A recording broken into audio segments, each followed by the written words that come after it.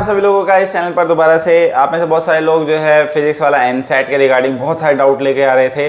मैंने सोचा कि ये वीडियो के अंदर मैं आपको दोबारा से एक्सप्लेन करूं कि एनसेट का क्या फ़ायदा है, क्या इसमें आपके जो डाउट्स है उसके क्या क्या आंसर्स हैं एंड इसमें क्या क्या चीज़ें जो आपको ध्यान रखनी है, that is very important before you appear for this exam.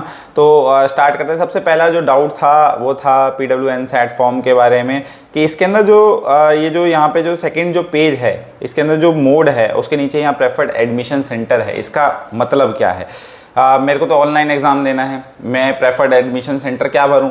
तो देखो यहाँ पे क्या है कि किसी भी जब आप रजिस्टर करते हैं फिजिक्स वाला के अंदर या किसी भी इंस्टीट्यूट के अंदर, तो एक जो ऑफलाइन सेंटर है उसमें आपका डेटा रहता है। अब वो डेटा आप किस सेंटर में रखवाना चाहते हैं, बेसिकली उसका मतलब ही है। इसका कोई प्रैक्टिकल रेलेवेंस नहीं है सही बताऊं तो, बट इन केस आपको कभी ऑफलाइन एग्जाम देना हो या फिर अपनी डिटेल्स करेक्ट करवानी हो, कुछ भी आपका जो है डेटा मंगवाना हो फिजिक्स वाला को, तो इस सेंटर के ऊपर आपका सारा डेटा होगा। That is important. तो मैं ये कहूँगा कि इसमें प्रेफर्ड एडमिशन सेंटर के अंदर आप क्या करें कि आपका नियरेस्ट सेंटर जो भी है, चाहे वो 100 किलोमीटर दूर है, चाहे वो 2 किलोमीटर दूर है या फिर 200 किलोमीटर, जो भी मोस्ट नियरेस्ट है, मोस्ट एक्सेसिबल है, वो आप यहाँ पर जो है भर देना। ठीक है, that is the first point, that is the first दिक्कत जो मेरे को बतानी थी। सेकेंड पॉइंट वॉज कि हिंदी मीडियम में हम ये एग्ज़ाम दे सकते हैं कि नहीं भैया, इंग्लिश मीडियम दिख रहा है, हिंदी मीडियम। देखो there is a thing called, जब आप एग्ज़ाम दोगे ऑनलाइन, अगर एग्ज़ाम दे रहे हो तो उसके अंदर जो है आपके पास लैंग्वेज चेंज करने का ऑप्शन आता है।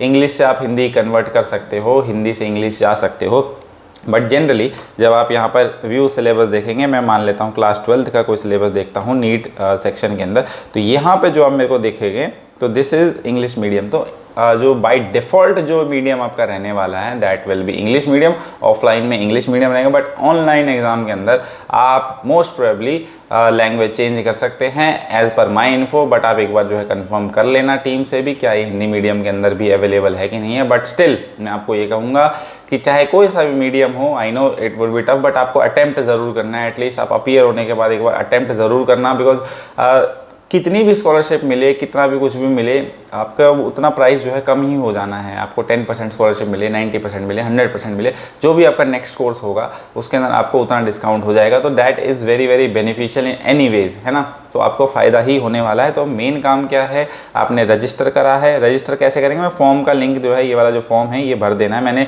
फॉर्म कैसे भरना है ये भी मैंने आपको पूरा बताया हुआ है। और ये जो थर्ड पेज है, जो यहाँ पर जो है प्रेफर्ड एग्जाम डेट के बाद एक एफिलिएट कोड जो है, एफिलिएट कोड भी जो आपको क्या डालना है वो मैं स्क्रीन के ऊपर आ जाएगा, वो मैं आपको पीछे वाली वीडियो से भी देख सकते हो। स्क्रीन के ऊपर मैं दिखा दूंगा कि एफिलिएट कोड आपको क्या डालना है। तो यहाँ पे एफिलिएट कोड भर देना एंड सबमिट कर देना, है ना।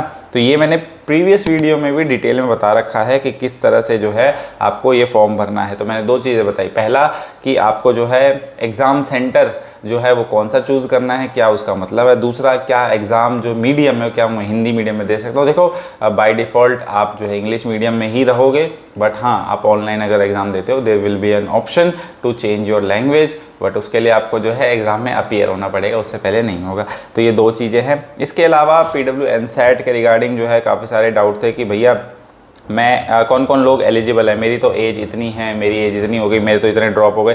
देखो यहाँ पे देखो, मैं एलिजिबिलिटी आपको दिखा देता हूँ कौन कौन लोग जो है एलिजिबल हैं। यहाँ पे जो है students currently studying in class 5 to 12 and those who have completed, यानी ड्रॉपर्स भी एलिजिबल हैं और 5वीं से लेके 12वीं क्लास तक के बच्चे भी एलिजिबल है। कोई सा भी एग्ज़ाम कोई सा भी जो है क्लास, आप कोई सा भी जो है कोर्स लेना चाहते हो, सब पे वैलिड है। Very very important. और कौन लोग एलिजिबल नहीं हैं? सिंपल एक ही रूल है, जिन्होंने प्रीवियस एनसेट के बेसिस पे अपना स्कॉलरशिप ले रखा है, पहले से ऑलरेडी स्कॉलरशिप मिल रखी है, दोबारा उनको स्कॉलरशिप नहीं मिलेगी। ये सिंपल सा रूल है। बट आपको अगर स्कॉलरशिप नहीं मिली है, कोई से भी क्लास के हो, कुछ भी एज हो, कोई सा भी आपको कोर्स लेना हो, आप ये एनसेट दे सकते हैं बेस्ड ऑन योर आपका क्लास। ठीक है, तो 5 से लेकर 12 प्लस ड्रॉपर, ये सारी जो है आपका एलिजिबिलिटी मैंने आपको बता दी। एकेडमिक बोर्ड जो है एक्सेप्टेड जो है कौन कौन सा, ऑल बोर्ड्स, किसी भी बोर्ड। एक बच्चे का पेपर आया था, भैया मैं महाराष्ट्र बोर्ड से हूँ, भैया मैं यहाँ का हूँ, मैं ICSC का हूँ या जो भी है, तो क्या मैं एलिजिबल हूँ? Yes you are eligible, definitely eligible. जो आपका सिलेबस होने वाला है वो कैसे होगा, आपको इस वेबसाइट पे आना है। पहले आपको क्या करना है, first you have to fill this form, जो मैं डिस्क्रिप्शन में दे दूँगा। ये फॉर्म भरने के बाद पूरा आपको इस वेबसाइट पे आना है PW NSAT, ठीक है। NSAT के बाद जब आप सिलेबस पे आएंगे तो आप यहाँ पे अपनी क्लास सेलेक्ट कर सकते हैं। मान लेते हैं मैं क्लास 10th का देखना चाहता हूँ, तो क्लास 10th मैंने सेलेक्ट करा, क्लास 10th का मेरे पास ये सिलेबस आ गया।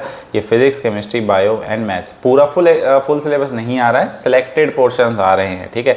तो ये जो है यहाँ पे एग्जाम पैटर्न भी बता रखा है, कितने मिनट का होगा, कितने सेक्शंस होंगे, क्या पैटर्न होगा, पूरा डिटेल में बता रखा है। मीडियम बाय डिफ़ॉल्ट इंग्लिश ही होने वाला है, बट ऑनलाइन में हिंदी का ऑप्शन आएगा मोस्ट प्रोबेबली, बाकी इसको एक बार कंफर्म कर लेना।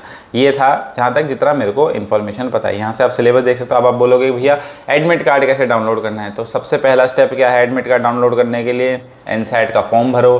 फॉर्म भरने के बाद आपको एक कन्फर्मेशन मैसेज आएगा आपके व्हाट्सएप पे या फिर आपके SMS पे 1 से 2 दिन के अंदर, या फिर सेम डे ही आ जाता है मोस्ट प्रोबेबली। तो उसके बाद क्या करना है आपको यहाँ पे लॉगिन करना है। यहाँ पे लॉगिन जब आप क्लिक करेंगे तो यहाँ पे वो मोबाइल नंबर आपको डाल देना है जिस आईडी से आपने लॉगिन करा था, जिस आईडी से आपने फॉर्म भरा था। वो जब लॉगिन करोगे आपका जो है डैशबोर्ड खुल जाएगा। डैशबोर्ड में क्या आएगा, एडमिट कार्ड डाउनलोड करने का ऑप्शन आएगा। ये एडमिट कार्ड तभी ज़रूरत है आपको जब आप ऑफलाइन देने जा रहे हो। ऑनलाइन में तो कोई मतलब नहीं है, ऑनलाइन में आपका सिर्फ सीधा मोबाइल से ही आपका लॉगिन हो जाएगा और आप जो है एग्ज़ाम दे पाओगे। आपके मैसेज पे, आपके व्हाट्सएप पे, सब पे आपको जो है कम्युनिकेट कर दिया जाएगा, आपका एग्ज़ाम कब है, क्या है, पूरा डिटेल आपको बता दिया जाएगा। परेशान होने की ज़रूरत नहीं है। Most important thing is that you appear for this exam, because आप अगर अपीयर नहीं करोगे तो कोई फ़ायदा नहीं है इन सब चीज़ों का, आपको स्कॉलरशिप नहीं मिलेगी। अपीयर करोगे, कैसा भी पेपर हो, कोई आपको जज तो करने वाला नहीं है, किसी पे रिजल्ट तो जानने नहीं वाला, कोई पब्लिकली डिस्प्ले तो होगा नहीं, है ना। तो जितनी भी % स्कॉलरशिप आए, 5%, 10%, 50%, अब बहुत अच्छा कर रहे हैं तो 90%, 100%, कुछ भी आए फ़ायदा ही है, कुछ उसमें से नुकसान नहीं होने वाला है ना। तो दिस इज़ द थिंग जो आपके दिमाग में होनी चाहिए। आपको इस एग्ज़ाम में अपीयर होना है। बाकी मैं फॉर्म का डिस्क्रिप्शन जो है दोबारा से डाल दूंगा ये डिस्क्रिप्शन बॉक्स में, और इसको आप फिल कर देना अगर आपने नहीं फिल करा है। बाकी जिन्होंने फिल कर दिया उनको मैंने बता दिया है आपको क्या करना है, एग्ज़ाम देना है और प्रिपेयर होकर के जाना है। मीडियम के लिए जो है परेशान नहीं होना है। डिफ़ॉल्ट में इंग्लिश मीडियम रहेगा, बाकी ऑनलाइन में आप जो है चेंज कर पाओगे एज़ पर माई इन्फो। बाकी एक बार कंफर्म कर लेना, ठीक है। तो मिलते हैं नेक्स्ट वीडियो के अंदर, तब तक के लिए बाय बाय, नमस्ते, जय हिंद।